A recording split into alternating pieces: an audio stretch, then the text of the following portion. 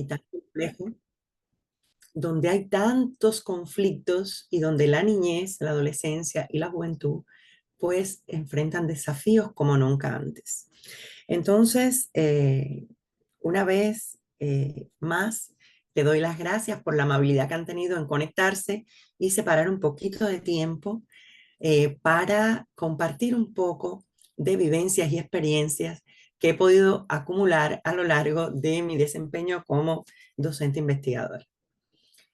Eh, en primer lugar, la tarde de hoy, pues vamos a hacer una aproximación a todo el tema de el constructo de inclusión y de educación inclusiva, estableciendo algunos aspectos que considero que son importantes a la hora de tratar el abordaje de estos conceptos o de estos constructos. Eh, Me van a dejar unos minutos porque quiero compartirles algo que he preparado. Me dicen si se ve. ¿Se ve allí? Sí. Vamos a... Ok. Esto es un resumen, es una aproximación. Les digo igual que dice el lema de Google Académico. O sea, no tengo toda la verdad. ¿Qué dice el lema de Google Académico cuando nos conectamos para buscar alguna información? A hombros de gigante. Realmente hoy estoy acá, pero para que yo llegara a conformar todo este resumen que pienso compartir con ustedes, he tenido que consultar trabajos de muchas personas que me antecedieron, en primer lugar, en su labor como investigadores y como docentes también. Y muchos maestros que están desde la práctica de su ejercicio profesional directamente en el acto de educar.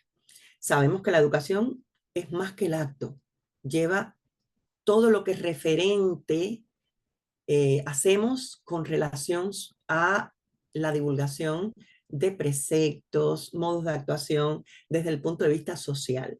Entonces, lo convertimos en un hecho cuando escuchamos las redes o activamos en las redes sociales, Facebook, X, Twitter, YouTube, y además también desde la televisión, la radio nacional, o sea, todo esto se convierte en un hecho educativo porque inciden en la manera en que configuramos nuestro comportamiento.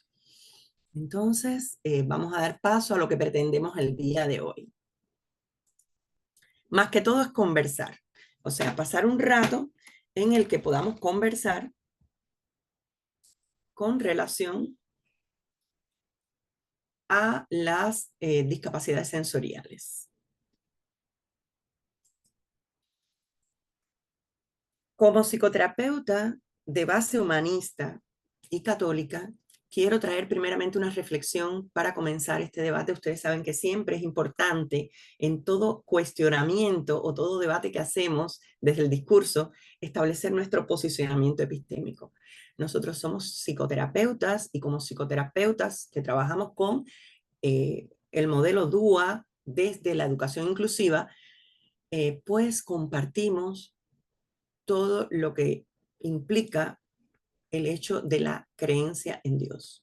Y entonces, desde allí, nos llama mucho la atención la reflexión que hizo precisamente el padre Francisco al inaugurar la escuela, al graduarse un grupo de maestros de la Escuela Normal Superior. Y él decía, cualquier maestro está bien con los estudiantes más buenos. A ustedes, refiriéndose a los maestros de la escuela normal, les pido que amen más a los estudiantes difíciles, los que no quieren estudiar, los que se encuentran en condiciones difíciles, los discapacitados y los extranjeros, que son ahora un gran desafío para la escuela. Y yo en lo particular pienso que no solo para los sistemas educativos europeos, sino para todos los sistemas educativos, lo que estamos viviendo después de la pandemia no se parece a otra época. Y esto implica que entendamos el desafío que implica para la escuela esta diversidad y atender esta diversidad. Entonces, otro de los aspectos que nos hace énfasis el Padre Francisco es que la escuela está hecha ciertamente de una educación válida y calificada. O sea, no podemos dejar de ver que tenemos que cumplir un currículum nacional con toda una serie de hábitos, habilidades, destrezas, competencias que pues de alguna manera responden a ese ciudadano que quiere formar Ecuador para el futuro, para esa sociedad del futuro. Y que en el presente pues empieza a incidir desde los contenidos que aborda una malla curricular para cada nivel, para cada ámbito de enseñanza inicial, básica, bachiller, etcétera, universidad, etcétera. Entonces, nos hace ver que si bien debemos cumplir esa malla curricular, independientemente de eso, la escuela es un microsistema donde se expresan las relaciones humanas. O sea, más que todo, los niños, los adolescentes, los jóvenes ecuatorianos necesitan entender que la escuela es un lugar de acogida, de bondad y dirigido a todos sin distinción. Y eso implica sin distinción de raza, ni de etnia, ni de cultura, ni de origen, ni de religión o credo. O sea que desde allí ya el padre Francisco, pues, estaba conminándonos y nos estaba alertando de lo que debíamos atender dentro del sistema educativo. Para nadie es un discurso, para nadie es ignorancia el discurso de todo lo que se ha venido construyendo con relación a esto que hoy conocemos como, vamos a decir, paradigmas, enfoques y modelos de atención. El paradigma es todo lo que desde la academia pues construimos para que las personas, investigadores, docentes, pues tengan un referente de análisis teórico. El modelo va más allá del paradigma, porque el modelo es lo que está en la práctica, lo que hacen nuestros maestros en las aulas, los que hacen los psicólogos del DESE, los psicólogos educativos, etc. O sea, que directamente esa acción pues tiene todo este precedente evolutivo. Por eso es que les hablaba de ese lema que nos llama la atención en Google, donde dice que estamos sobre hombros de gigantes. Entonces, vamos a, de una manera muy concisa, resaltar qué esperamos de este encuentro. Realmente lo que esperamos es intercambiar un poco con todos los invitados sobre el enfoque biopsicosocial que implica esta visión de diversidad sobre el desarrollo humano. O sea, se desmonta o se deconstruye ese discurso de igualdad desde el paradigma de derecho y desde la mirada del modelo ecológico funcional se construye lo que es esta diversidad y esta atención desde el sistema educativo que debe ser de educación inclusiva, sin obviar lo que plantean paradigmas del siglo XX como el enfoque de derecho y el enfoque social del desarrollo. O sea, retomamos eso, pero la mirada es hacia lo ecológico funcional. Y vamos a ir desarrollando el por qué llamamos que el modelo de atención en las escuelas debe ser desde la mirada de la acción ecológico funcional. ¿Qué quiere decir este modelo? Que también es un constructo teórico. El modelo implica que la escuela debe convertirse en un centro de acogida, en un centro de desarrollo potencial, identificando primeramente las necesidades específicas de apoyo educativo de cada estudiante, no de la persona que tiene una alteración sensorial o una discapacidad, sino de cada estudiante. Y que eso debe hacerse en los primeros grados, o sea, en los primeros niveles. Quiere decir inicial 1, inicial 2, luego primer grado, segundo grado, hasta cuarto grado, se establecen estas necesidades específicas de apoyo educativo porque el niño está en un plano proceso de adquisición de habilidades básicas para su vida, como es el lenguaje, la motricidad, la escritura, la lectura, el cálculo, etc. Entonces pretendemos que ampliemos el conocimiento sobre qué son esas necesidades específicas de apoyo educativo, de dónde salen, cómo se establecen, teniendo siempre en cuenta que Ecuador debe pasar de esa planificación tradicional muy típica en los docentes hacia la mirada del DUA. El DUA es el diseño universal de aprendizaje. El diseño universal de aprendizaje plantea que para organizar la planificación de una situación de aprendizaje, pues el docente debe cumplir con los 3 principios básicos del DUA y establecer o utilizar dentro de su acción, de su escenario educativo, en el acto, en la planificación de ese acto educativo, pues las pautas, que son 9, de el diseño universal. Esto para planificar. Ahora, previamente también la escuela debe, si tiene DS o si lo atiende el DS distrital, pues organizar con ellos la forma en que se identifican las necesidades específicas de apoyo educativo, que no las puede determinar solo el psicólogo y que tampoco las puede determinar solo el maestro. Es imprescindible el trabajo interdisciplinar, lo que implica que el psicólogo no repita el rol del docente y que el docente no imite el rol del psicólogo, porque no es eso lo que implica la profesión y la disciplina, sino que el psicólogo complemente desde su mirada qué sucede con ese niño y cuál es la manera de organizar los apoyos para que logre su autonomía y su máximo desarrollo potencial. Tenga o no tenga una condición. Eso lo vamos a ir viendo poco a poco. Aquí en esta lámina yo he tratado de resumirles un aspecto bien amplio y que se lo van a encontrar en muchos libros escritos de manera muy diversa y por tanto generalmente en todos los países con los cuales establezco nexo para conferencias, para congresos, pues encuentran la misma dificultad. Como la situación está escrita desde diversos puntos de vista, desde, por ejemplo, ingenieros que han incursionado en el campo de la educación inclusiva y se aproximan a esta, pues la manera de su discurso es distinta a la de un psicólogo o la de un filósofo. O sea, como se ha aproximado esta construcción de la evolución de los conceptos en cuanto a educación inclusiva desde diferentes campos, pues encontramos una diversidad que no acabamos de comprender y es necesario pues organizar las ideas para entender cuál es la parte teórica que debo dominar como docente y qué es lo que debo hacer para lograr identificar esas necesidades específicas de apoyo educativo con ajustes razonables, que los ajustes no implican adaptaciones, implican ajustes. Ahora, en la medida que avancemos, ustedes van a entender cuál es el punto de esto. Hasta ahora, hace muy poco tiempo, hablábamos de igualdad, igualdad de derechos en la educación, igualdad de oportunidades, etcétera. Desde la inclusión. Ahora, desde la educación inclusiva, damos un giro a eso y una mirada más complementaria, más holística, como nos gusta llamarle a los, o sea, como le llamamos generalmente en este campo. Más holística quiere decir mucho más amplia, más integrada. Y en ese sentido, pues hablamos entonces de entender lo que es equidad. Equidad e igualdad no es lo mismo.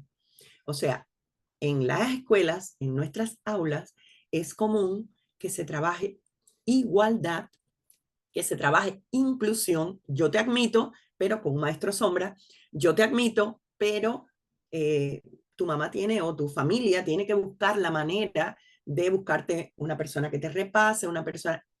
Eso no es educación inclusiva. No es la visión ecológica funcional. Perdón. Vamos a centrarnos un poquito para entender en la segunda mitad del siglo XX, años 50, 60, 70 y 80. En estos años, los sistemas educativos todos trataron de atemperar sus políticas públicas a los discursos de la ONU y de la UNESCO, a todos los convenios como la Convención de los Derechos Humanos, el informe de Warnock, etcétera. Todo lo que previamente se trabajó para llegar hasta este punto de tratar de que se comprendiera la necesidad de educar a las personas sin exclusiones. Y eso lo dice muy claro la Constitución de la República de Ecuador en varios artículos. Ahora, ¿Qué sucede con esto? Como todos los países estaban tratando de cumplir esa mirada social y ese derecho que tenían todos a la educación, pues se creó un subsistema de educación donde los niños de educación especial, los que tenían una condición, cumplían un currículo determinado de enseñanza especial. Y entonces había un niño de 9º grado con un título que decía que había vencido 9º grado, pero decía la colita enseñanza especial. Ya eso implicaba que ese niño, pues, estaba etiquetado y a la hora de buscar una fuente de empleo, un nivel de autonomía para obtener lo que necesitaba para vivir, pues fuera excluido.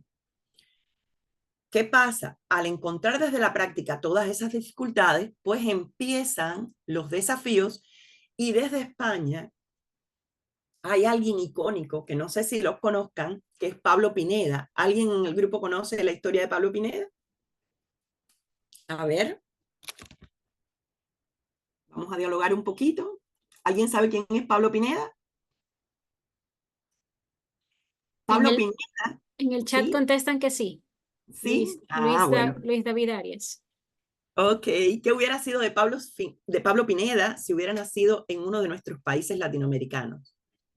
¿Mm? ¿Qué hubiera sido? ¿Le hubieran puesto o no le hubieran puesto un maestro sombra? Pregunto al grupo. ¿Qué creen? Bueno, ya leeré en el chat lo que me escriben. Bueno, Pablo Pineda es alguien icónico en cuanto a derrumbar preceptos y paradigmas y construir nuevas visiones de lo que significa la educación inclusiva. Pablo Pineda nació con una familia muy funcional, tan funcional que lograron crear una estructura de apoyo para su educación. Y Pablo Pineda ya tiene unos cuantos años. O sea, que lo primero que nos hizo entender a todos los que estamos en este ámbito es que la familia es un factor primordial para derrumbar barreras y identificar fortalecedores o facilitadores. Bien, Pablo Pineda tiene 2 carreras universitarias. Es licenciado en educación y licenciado en psicopedagogía. Y se desempeña como conferencista. Logró dominar el vasco, domina el español, castellano y además domina el inglés. No ampliamente como dice él, pero se defiende.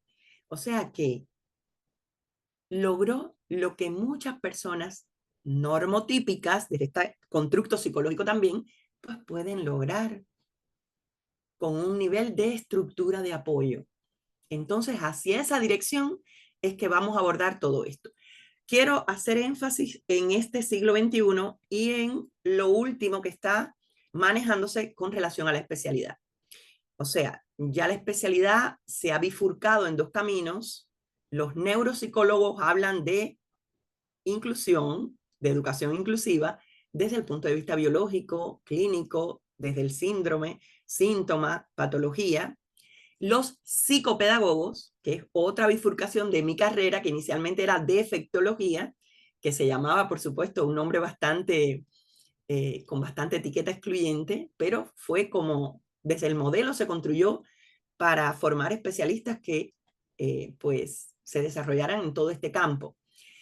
Y los psicopedagogos, pues la influencia, la visión en su formación es más hacia la educación. Pero estos especialistas no pueden trabajar divorciados, tienen que trabajar en equipo interdisciplinar, porque tanta falta hace identificar la causa y la etiología de una alteración como concretar en el PIAR, que es ese plan de intervención de ajustes razonables, concretar las barreras y los facilitadores que debe afrontar ese niño o ese adolescente o ese joven para lograr autonomía. Entonces, la mirada que se ha construido desde la academia es desde el paradigma biopsicosocial del desarrollo humano. La mirada que se construye a nivel social desde la intervención es entender el concepto de diversidad humana. Todos somos seres humanos. En ese sentido, somos iguales. Debemos tener ante la ley los mismos derechos, las mismas oportunidades. Pero somos muy diferentes en cuanto a historias personales, a vivencias, a cultura, a experiencias, a cognición, a manifestación de emociones, sentimientos, afectos, estados de ánimo, que son nuestras características personológicas que nos hacen únicos.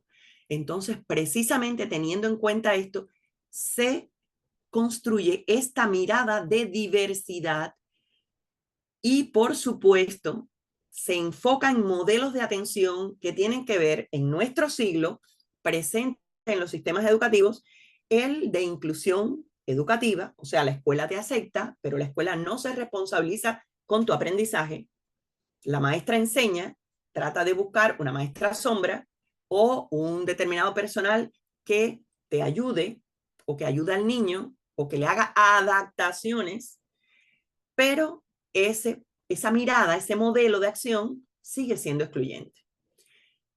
El modelo de educación inclusiva que implica equidad y que tiene que ver con esta mirada a la diversidad, y es que yo te dé a ti lo que necesitas desde el apoyo comunitario, institucional, familiar, que estructure esos apoyos para que tú puedas ir caminando hasta lograr caminar por ti solo y lograr autonomía. Y existe también otras miradas como el modelo de atención a la diversidad desde la equidad, que se aplica más bien en universidades, o sea, para educación superior, y el modelo ecológico funcional que está vigente para las discapacidades múltiples, para la discapacidad intelectual, tanto leve, moderada, severa o profunda, y para las discapacidades sensoriales como la visión y la audición. Esta es la mirada que debe primar en el caso de una condición que implique discapacidad, porque acá se cambia también el discurso desde este paradigma. O sea, no todas las condiciones implican necesariamente una discapacidad. Ahí vemos, como ya les dije, el caso de Pablo Pineda, pero junto a Pablo Pineda pudiéramos mencionar otros casos que son icónicos para toda esta construcción de esta nueva mirada desde el paradigma ecológico funcional. ¿Entendido hasta ahí? ¿Alguna duda en el chat, por favor? Bueno, continuamos entonces con algo ya más direccionado hacia las alteraciones sensoriales. ¿De qué vamos a hablar? A ver, nosotros tenemos que ver el funcionamiento del cuerpo desde el paradigma de sistemas, o sea, desde esta mirada de funcionamiento de sistemas, porque la funcionalidad del cuerpo humano trabaja mediante sistemas. El sistema nervioso central, con su órgano fundamental, el cerebro, el sistema osteomiarticular, con todo lo que es hueso, articulaciones, músculo, el sistema respiratorio, el sistema endocrino o endocrino. Bueno, o sea que funcionamos mediante sistemas y precisamente las alteraciones sensoriales se deben generalmente a una disfuncionalidad entre el procesamiento de la información somatosensorial que entra desde los diversos analizadores y, por supuesto, el proceso sensoperceptual, que es un proceso cognitivo. O sea, imaginemos nuestra mente, nuestro cerebro, como una gran computadora biológica que procesa estímulos, informaciones, luz, sonido, frío, calor, conduce eso mediante un cableado, que es el cableado nervioso, nuestros nervios, y lo lleva a centros de procesamiento. Esto no es más que alguna representación muy, muy mínima de cómo funciona todo este aparato y cómo se identifican afecciones desde distintas, vamos a decir, desde distintos agentes que puedan frenar el desarrollo, que puedan obstaculizar el desarrollo fluido, normotípico de un ser humano. Es fundamental que el maestro, el psicólogo, identifique bien claro en este siglo XXI los lóbulos del cerebro y cómo está organizado este sistema de procesamiento de información somatosensorial. O sea, hay un sistema externo constituido por oído, vista, olfato, gusto y tacto que envían información a centros de procesamiento mucho más complejos que están en lóbulo frontal, lóbulo temporal, el parietal, el occipital, en la zona también del temporal, por encima de la zona de audición está la zona del lenguaje. O sea que existen desde la neurociencia la identificación de lo necesario que es trabajar conociendo que estás transformando un cerebro desde la educación. Cuando los educadores entiendan la importancia que tiene su ejercicio profesional, el sistema educativo cambiará. Hasta que el educador no se empodere de su papel, de su rol a nivel de transformación social, no vamos a cambiar como sociedad humana. Yo normalmente, cuando converso de este tema, le digo a las personas que miren sistemas educativos como el de Noruega, el de Finlandia, el de Singapur, que teniendo muchas dificultades, apenas en 15, 20 años han transformado su realidad apostando a la educación. Porque como ya les dije, la educación es un hecho educativo, va más allá de la escuela, implica el accionar de todo el que está implicado a nivel social, o sea, políticos, funcionarios, ministerios, las redes sociales, la radio, la televisión, la iglesia o parroquias. O sea, es un hecho que todos educamos y contribuimos a la educación del otro. Entonces, es importante entender que no trabajamos produciendo objetos, sino transformando sujetos de la educación. Por tanto, conocer la estructura del cerebro es algo básico. El diplomado pues ofrece en este sentido una visión de, vamos a decir, de incluir las neurociencias identificando esta parte que es dato biológico, dato de investigación dura, con lo que podemos hacer desde la influencia educativa. Ahora, el procesamiento sensoperceptual. Fíjense que ya no estamos hablando solo de lo somatosensorial. Lo somatosensorial es lo que utiliza el cuerpo para avisarle al cerebro de lo que está ocurriendo con nuestro cuerpo. Ahora, existe un proceso muy vinculado a la parte perceptual, que es este proceso sensoperceptual, y que normalmente en las clases, en la academia, se separan en sensaciones y percepciones, pero yo desde los años que tengo, pues prefiero llamarle como sensopercepción. Sabemos que las sensaciones son las cualidades aisladas, o sea, el reflejo en nuestra mente de las cualidades aisladas de los objetos y fenómenos de la realidad. Y las percepciones lo que hacen es integrar eso identificando. Por ejemplo, huelo el olor, a tierra mojada. Mi percepción actúa rápidamente, me dice, va a llover o está lloviendo ya. ¿Ok?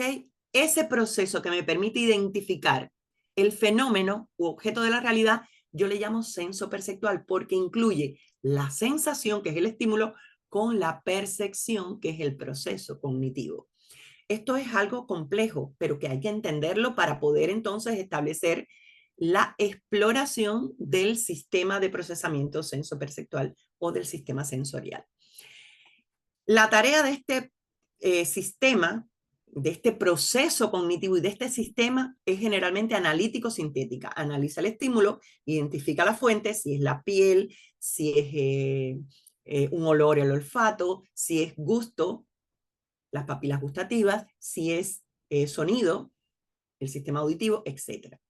Ahora, por supuesto, durante el desarrollo, el neurodesarrollo, existen diferentes noxas. Noxas es alteraciones, enfermedades, eventos, accidentes, situaciones, riesgos a los cuales el sujeto pues experimenta durante su desarrollo y que pueden desencadenar un trastorno del procesamiento sensoperceptual o un trastorno de integración sensorial.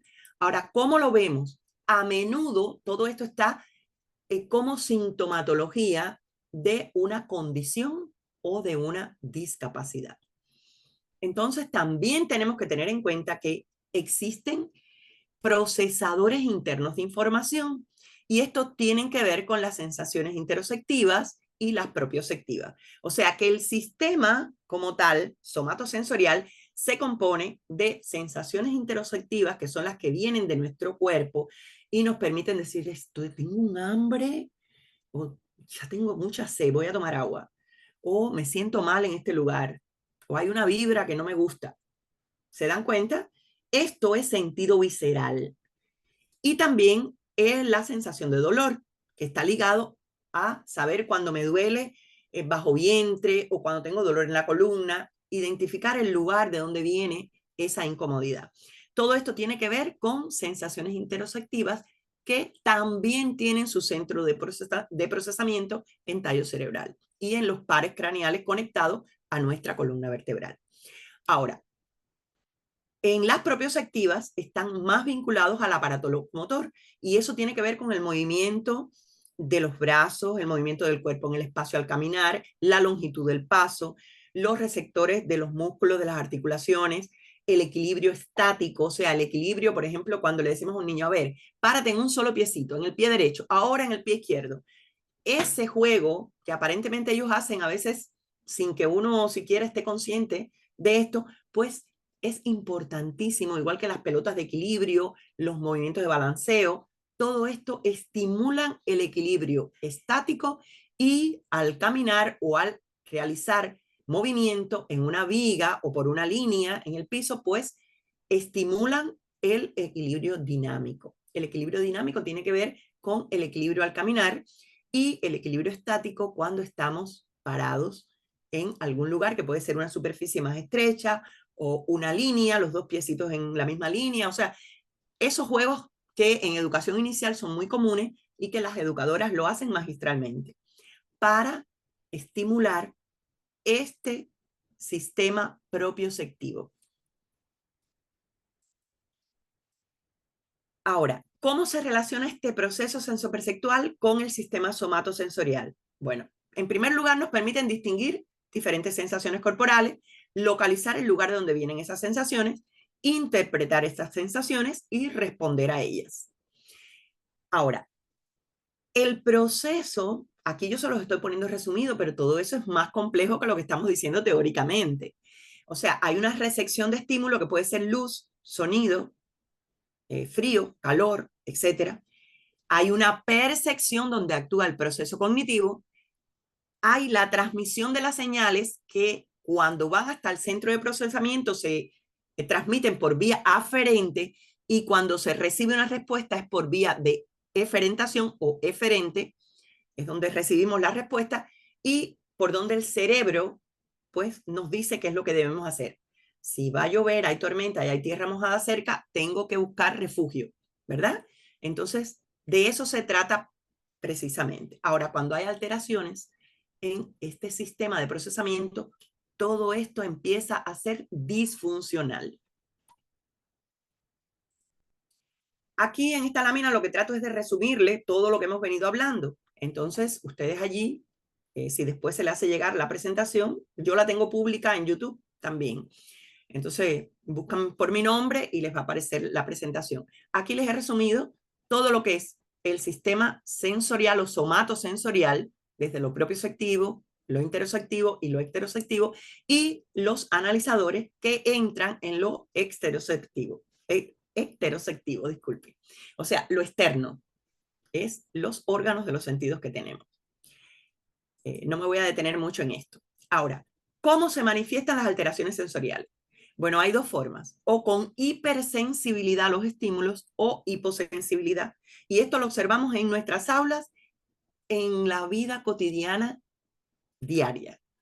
Cada vez que observamos un grupo de niños, vemos aquellos con un sistema nervioso caracterizado por excitación y aquellos que tienen un sistema nervioso más inhibido y caracterizado por la inhibición. O sea, estas dos formas de manifestación tienen mucho que ver con estos procesos básicos a nivel somatosensorial, que es la excitación y la inhibición.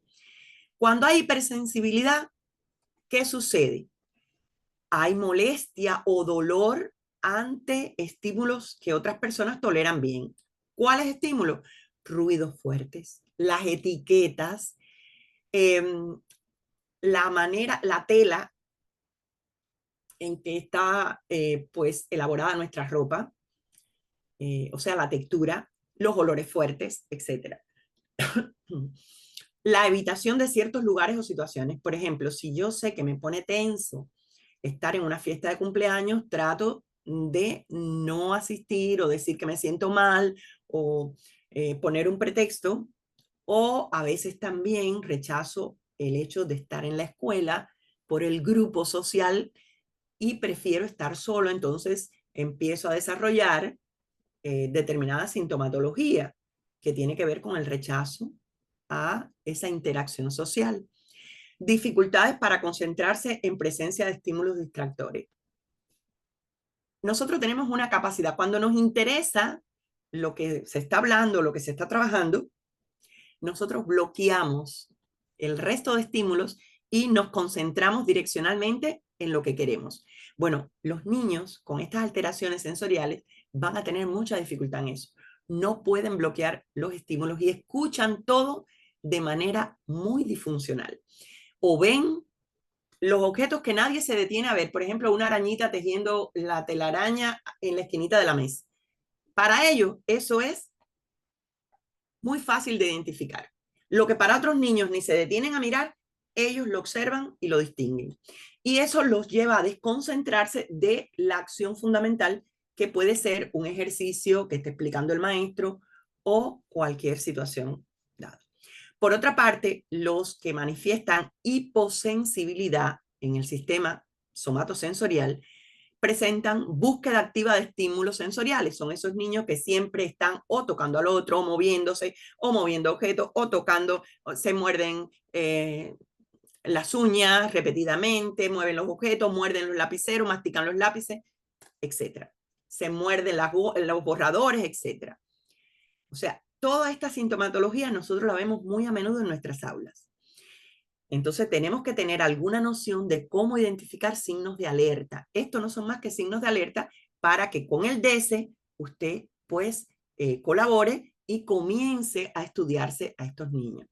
Con la finalidad no de etiquetar, para nada la etiqueta, con la finalidad de la intervención desde la institución educativa, con todos los niños sin hacer excepciones ni exclusiones.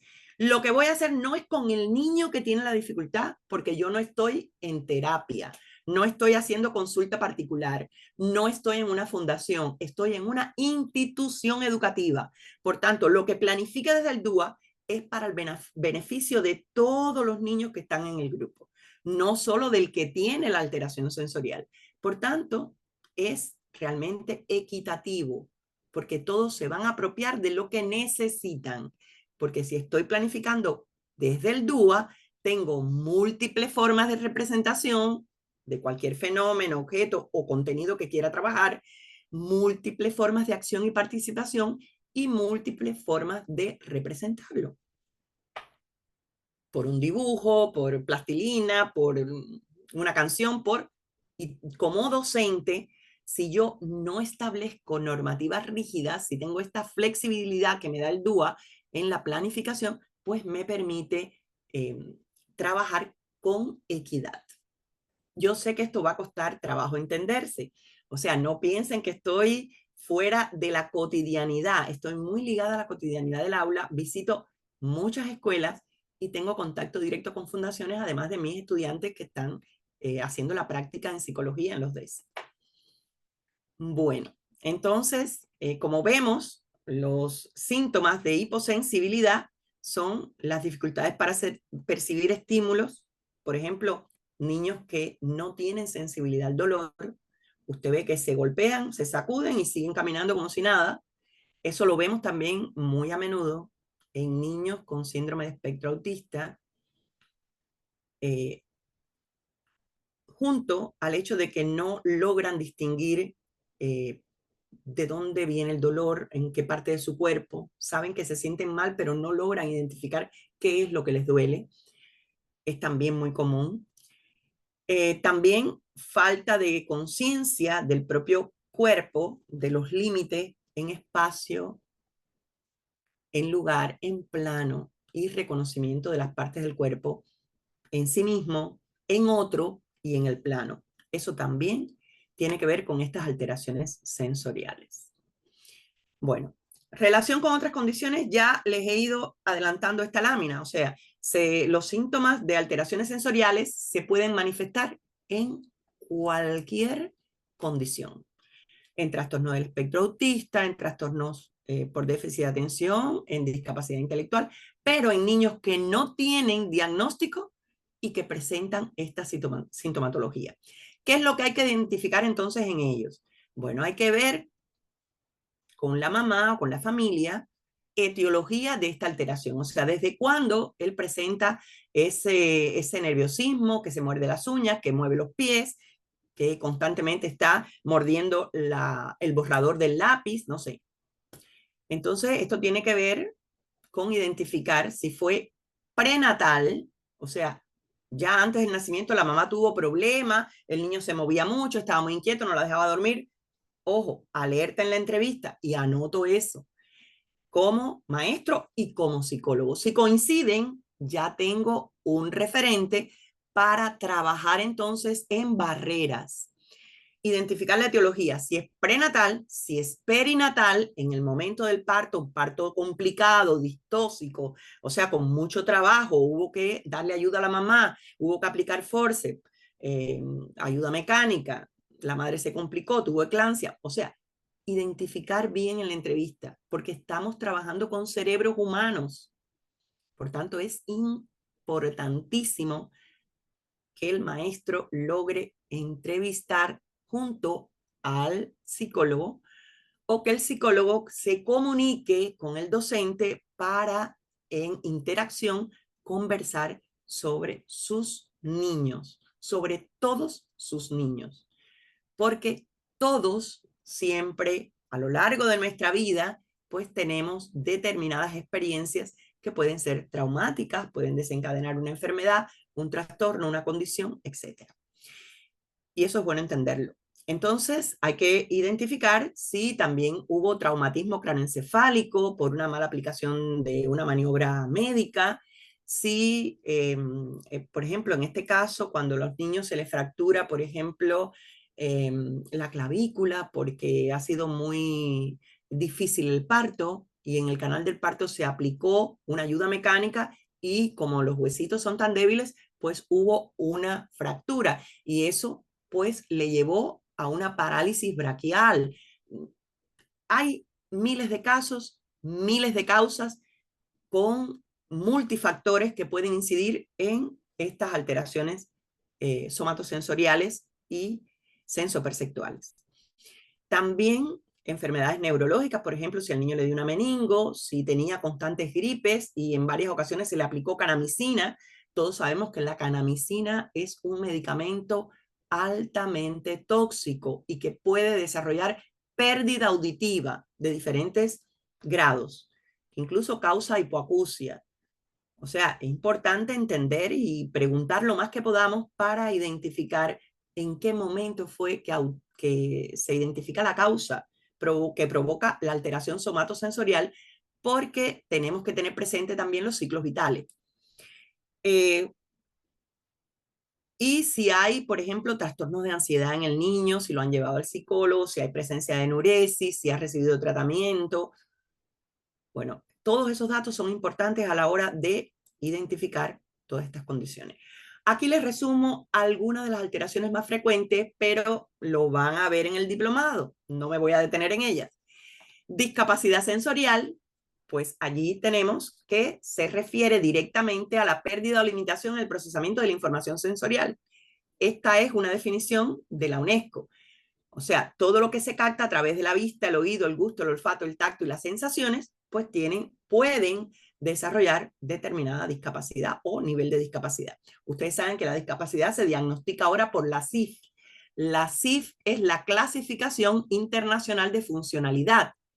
Los educadores no tenemos que conocer directamente la CIF, sí los psicólogos es obligación. Pero ¿qué implica esto? Que la mirada ya no es clínica. No voy al DSM-5, porque con el DSM-5 diagnostica el psiquiatra y diagnostica el neurólogo. Yo voy a ver, la CIE-11 y el DSM-5 son de los clínicos. Yo voy a ver la CIF. ¿Qué me dice la CIF? Bueno, la CIF me lleva a valorar la funcionalidad de los sistemas y las estructuras del cuerpo. Me lleva a valorar la actividad y la participación de esa persona que estoy valorando y me lleva a ver los factores contextuales que rodean ese sujeto para identificar barreras y facilitadores. Entonces, la CIF tiene una mirada mucho más amplia que el DSM-5 o la CIE-11, porque ellos están direccionalizados hacia morbilidad, factores de sintomatología, clasificación de enfermedades, y los psicólogos pues tienen que ver más con la mirada de funcionalidad. Bien, hasta allí, ¿alguna duda? Por favor, en el chat. La discapacidad visual, igual, en el diplomado podemos estar hablando todo un tiempo sobre todos estos trastornos, anopia, aniridia, baja visión, todos los trastornos de refracción, etc. Lo más que abunda en nuestras escuelas son el astigmatismo, la ambliopía, la miopía y la hipermetropía. Y les digo algo, todos estos trastornos, estos que están aquí, astigmatismo, ambliopía, tienen cura antes de los 9 años. Algo que está muy callado en Ecuador. Pero si el niño recibe los ejercicios y la estimulación antes de los 9 años, pues se libera de usar anteojos. Importante dato. Bueno, seguimos entonces. Ahí les pongo, como ven, un enlace donde pueden profundizar todo esto que estamos hablando. La discapacidad auditiva, ustedes tienen que tener presente que existen dos tipos de discapacidad auditiva que se le llaman sordos parlantes y que no necesitan el lenguaje de señas.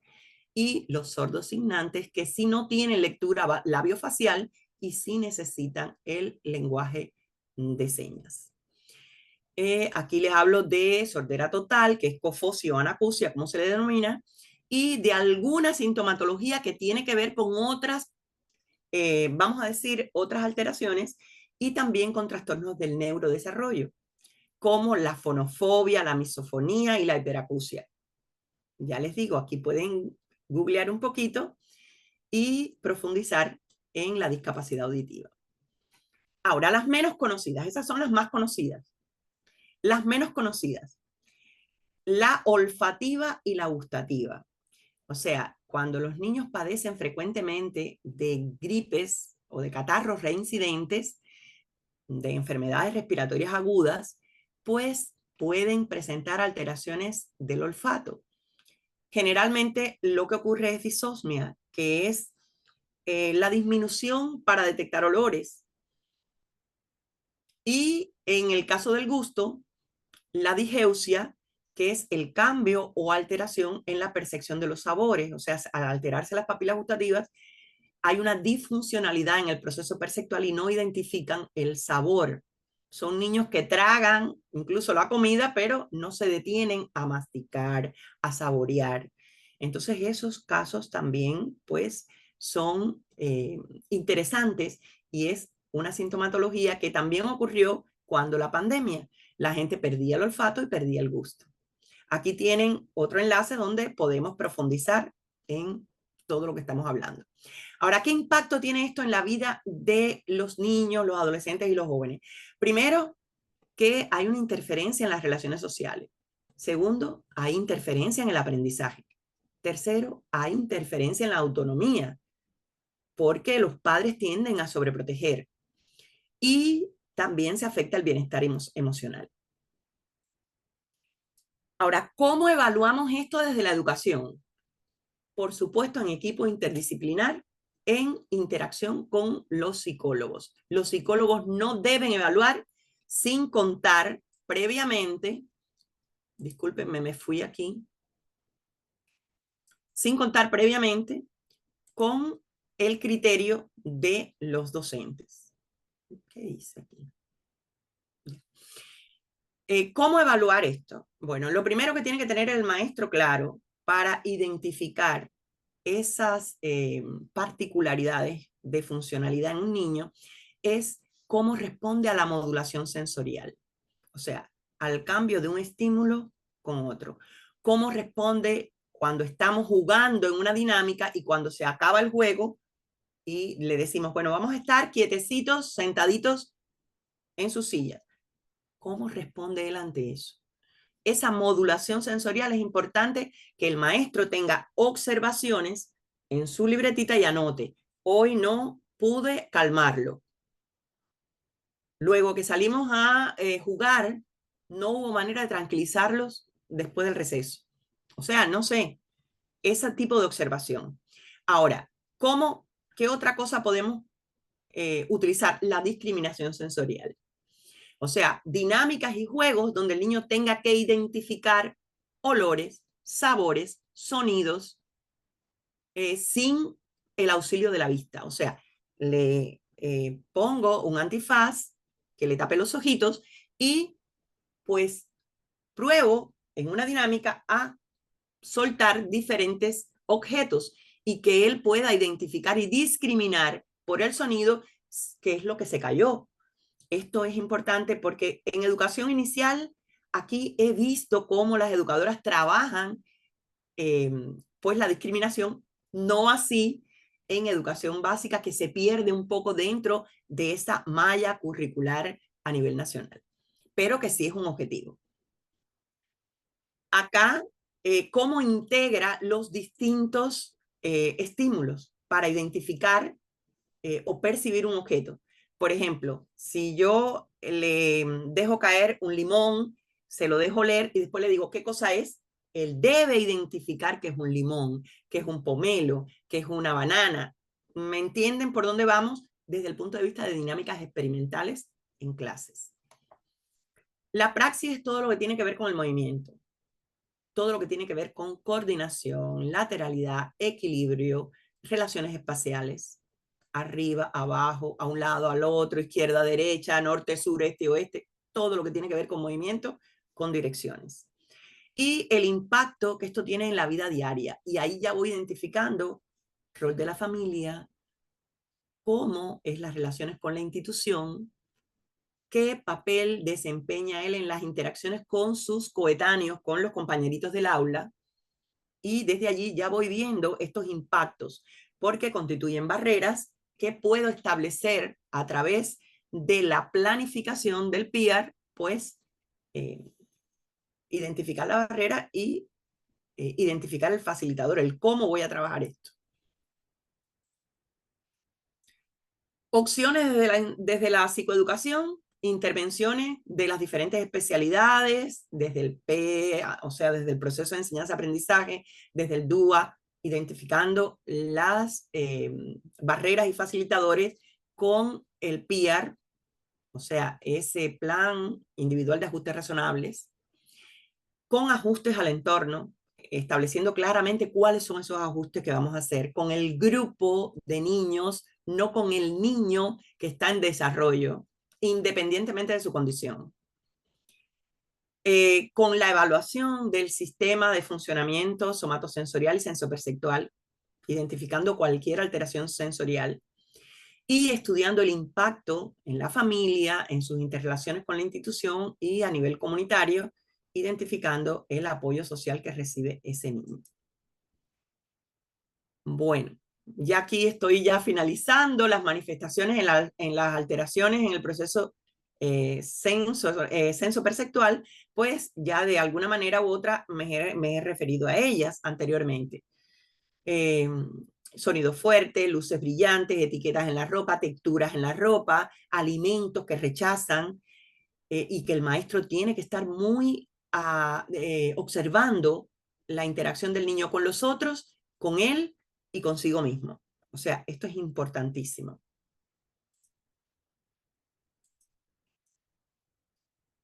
En esta lámina lo que he tratado es de resumirles, a grosso modo, por supuesto que en el diplomado ustedes van a tener oportunidad de profundizar en cada uno de estos aspectos, las diferentes alteraciones en el plano de modulación, en el plano de otros síntomas comunes, como problemas en el sueño, en la alimentación, en el comportamiento, con las inquietudes en los pies o los pies activos o las manitos o tocándose el pelo constantemente en la clase. Estos son estereotipias que el maestro tiene que estar muy activo para identificarlas.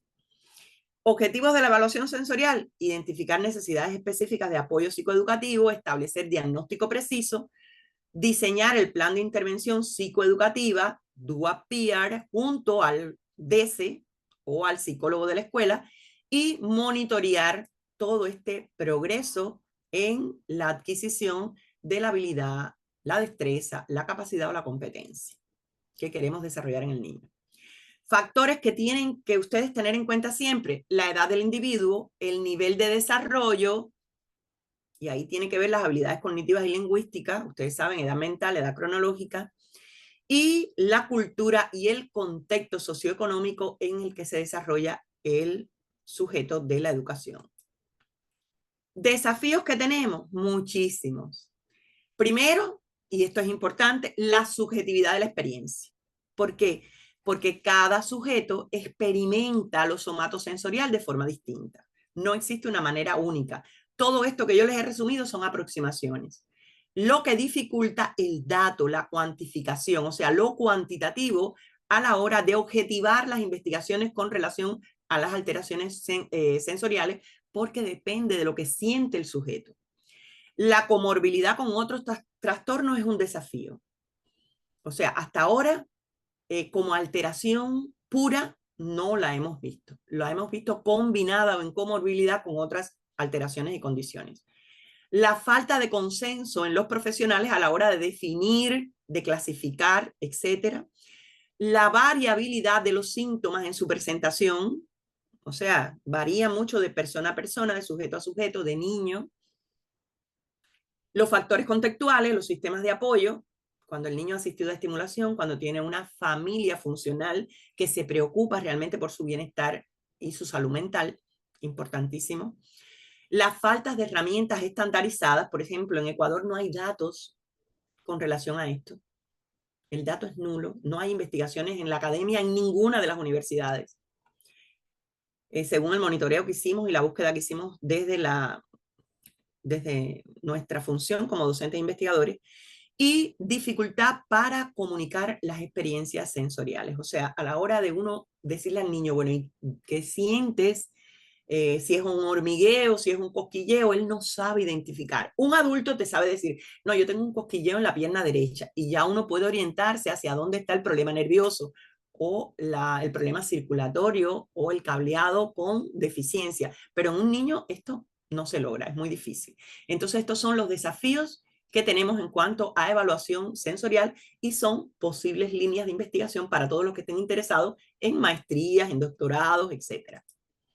Aquí les pongo toda una serie de sugerencias de videos que he identificado en YouTube que considero importantes porque tienen un mensaje para los educadores. Y esto es todo lo que teníamos para compartir. Ahora dejo ya el balón en la cancha del público. No, muchísimas gracias, Lucía. Realmente bastante interesante. Bueno, abrimos en este momento la sección de preguntas y respuestas. Para las personas que quieran hacer alguna inquietud, por favor, la pueden realizar a través del chat. Tengo una inquietud que mencionaba Lucía, si nos puede volver a indicar sobre su canal y personal también creo que de YouTube. Esto en algún momento lo comentó, que están consultándonos también en el chat. Sí, a ver, en YouTube estoy desde la Universidad Politécnica Salesiana, tengo todo un sistema donde estamos, todavía no tenemos todo en orden. En Facebook y en X estoy más, o sea, publico un poco más actualizado. Pero les prometo que en YouTube van a tener esta presentación para que todo el que quiera pueda pues consultarla. Y Claro. también aprovechar y dejarme comentarios. El granito de arena es importante. Recuerden, estamos a hombros de gigantes y todos contribuimos desde nuestra experiencia a conformar conocimiento. Sí, igual comentábamos en el chat pues que esta clase o esta webinar va a ser subida a las redes sociales también, o en este caso al YouTube, el canal de YouTube de Educación Continua de la Universidad Católica de Okay. Santiago de Guayaquil. Bueno, también tenemos una inquietud, Lucía, ¿qué papel juegan las familias y los cuidadores en el manejo psicoeducacional de las alteraciones sensoriales y cómo pueden ser apoyados en este proceso? A ver, tenemos un desafío en Ecuador. ¿Con qué o cómo veo yo el desafío? El desafío es que se educa muy poco a los adolescentes para ser padres. Eso está carente en nuestro sistema educativo, principalmente a los bachilleres y a los estudiantes de un poquito mayores, adolescentes, que ya tienen relaciones sexuales y que hay un alto índice de embarazos en adolescencia. O sea, el estudiante de bachillerato, de secundaria, el adolescente, el joven, tiene que entender que el ser padre es un desafío aun cuando tienes seguridad económica y cuando estás preparado. Mucho más se convierte cuando tú eres adolescente y no has terminado tus estudios, no tienes autonomía desde el punto de vista económico. Y por supuesto, como los padres no están educados, esa criatura que se trae al mundo, pues se trae en unas condiciones de disfuncionalidad. Se queda con abuelita, se queda con una tía, se queda con quien me lo pueda cuidar y la cría la debe cuidar padre y madre.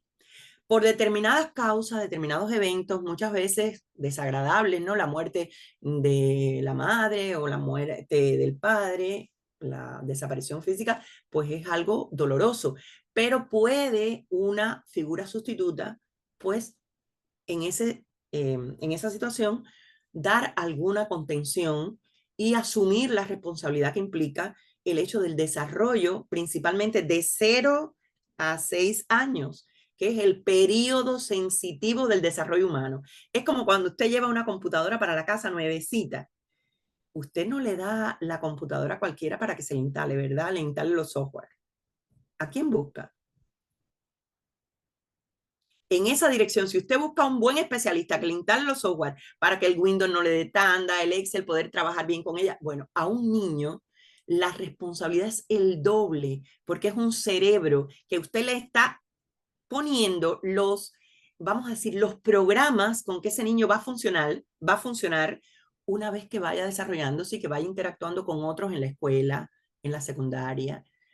A ver, el desafío mayor está en, primero, la educación. La educación en Ecuador necesita una transformación para comprender que es hecho educativo, que no es responsabilidad de la escuela nada más, ni del Ministerio de Educación. Es que toda la sociedad está implicada en la formación de ese ciudadano que queremos formar para la sociedad ecuatoriana del futuro.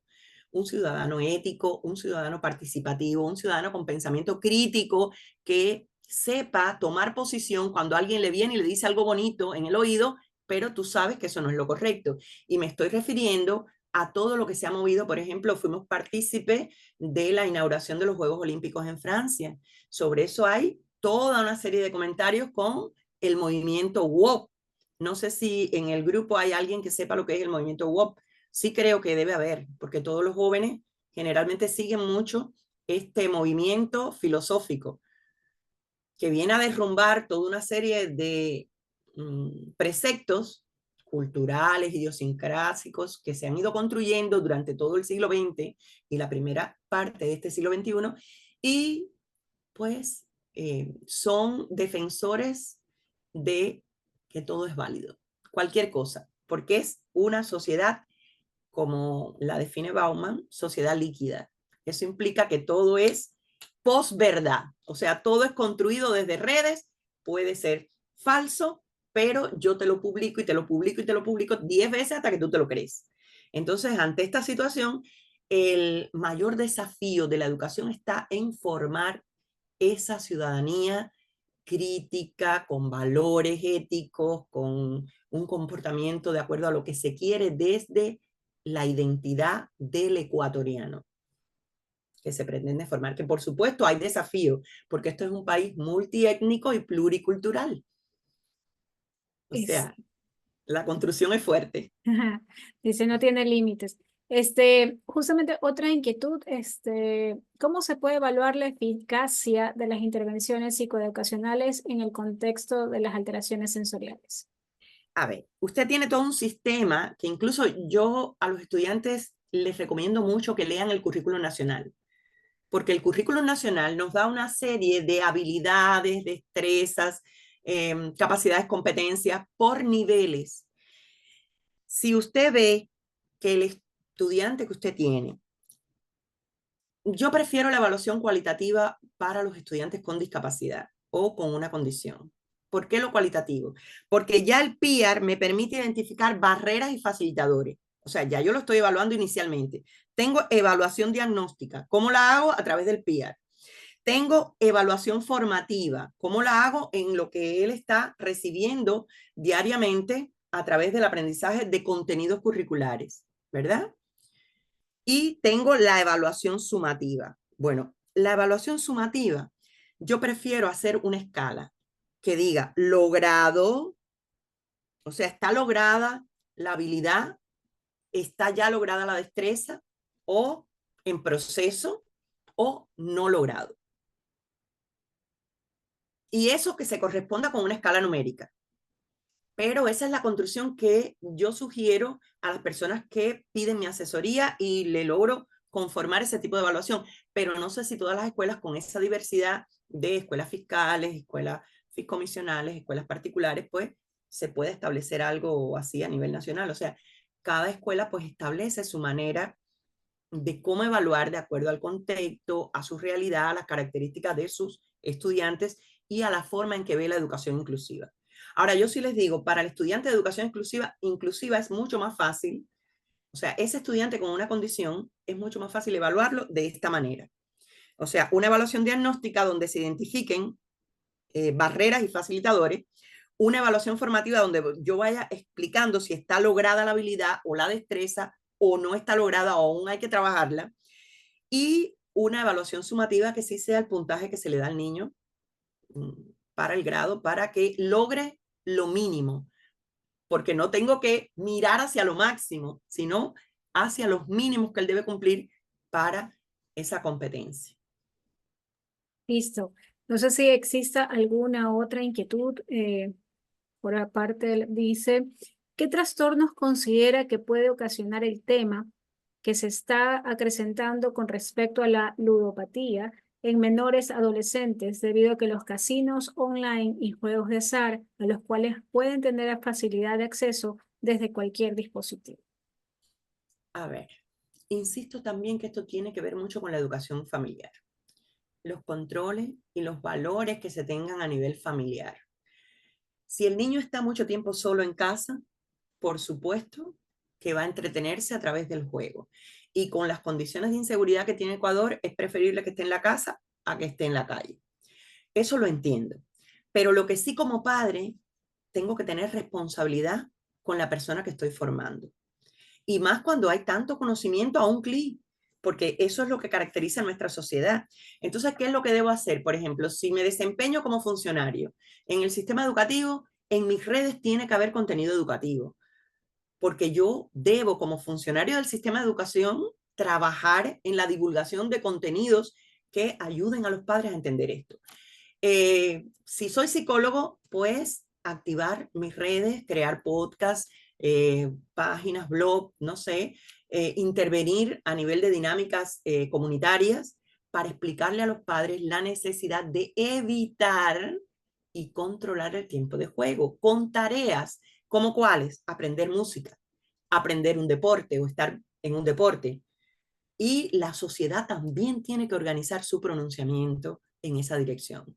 O sea, los niños no pueden encontrarse sin nada que hacer.